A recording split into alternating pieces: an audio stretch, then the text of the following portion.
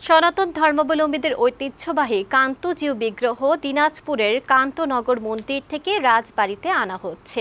সন্ধ্যায় বিগ্রহ শহরের সাধুঘাটে পৌঁছবে।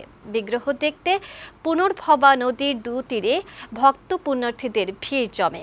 এই আয়োজন ঘিরে নিরাপত্তা নিশ্চিতে সব ধরনের ব্যবস্থা গ্রহণ নিয়েছে স্থানীয় প্রশাসন। দিনাজপুর সংবাদদাতা একরাম তালুকদারের তথ্যচিত্রে লামিয়া আক্তারের প্রতিবেদন। রাজবংশের প্রথা অনুযায়ী জন্মাষ্টমীর আগে কান্তজিউ বিগ্রহ নানা আচারের মধ্য দিয়ে দিনাজপুরে নিয়ে আসা হয়। সেই রীতি মেনেই শুক্রবার সকালে কান্তনগর মন্দির থেকে পূজা অর্চনার শেষে কান্তজিউ বিগ্রহ পুনর্ভবা নদীর কান্তনগর ঘাটে আনা হয়। সেখান থেকে বিশাল নৌবহর নিয়ে যাত্রা করে শহরের সাধুঘাটের উদ্দেশ্যে। কান্তনগর ঘাট থেকে প্রায় ২৫ কিলোমিটার নদীপথে যাত্রায় শতাধিক ঘাটে কান্তজিউ বিগ্রহ বহনকারী নৌকা ভেড়ানোর পর সন্ধ্যায় সাধুরঘাটে পৌঁছাবে।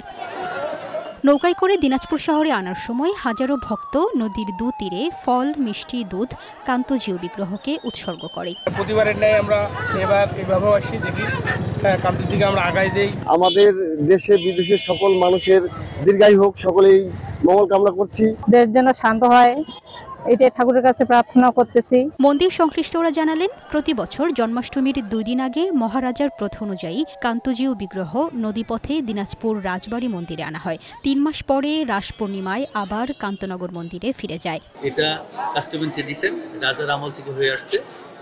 আমরা বিগ্রহকে নিয়ে যাই এবং পথের ধারে, নদীর ধারে, দুই কূলে হাজার হাজার ভক্ত, নারী পুরুষ, আবাল বৃদ্ধ বনিতা এটা দাঁড়িয়ে থাকে দর্শন করার জন্য। শ্রী শ্রী কান্তজিউ মন্দির থেকে দিনাজপুর রাজবাড়ির উদ্দেশ্যে রওনা দিচ্ছে।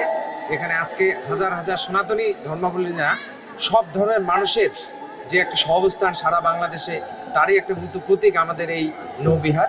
অনুষ্ঠানে পর্যাপ্ত নিরাপত্তা নিশ্চিতে বিভিন্ন আইনশৃঙ্খলা রক্ষাকারী বাহিনীর পাশাপাশি এবছর সেনাবাহিনী মোতায়েন রয়েছে বলে জানিয়েছে জেলা প্রশাসন। আমরা নিরাপত্তা বলয় তৈরি করেছি আমাদের সেনাবাহিনী, পুলিশ, র্যাব, আনসার সহ স্থানীয় প্রশাসন, যাতে করে আইন শৃঙ্খলা পরিস্থিতি আমাদের নিয়ন্ত্রণে থাকে। ডেস্ক রিপোর্ট, বৈশাখী সংবাদ।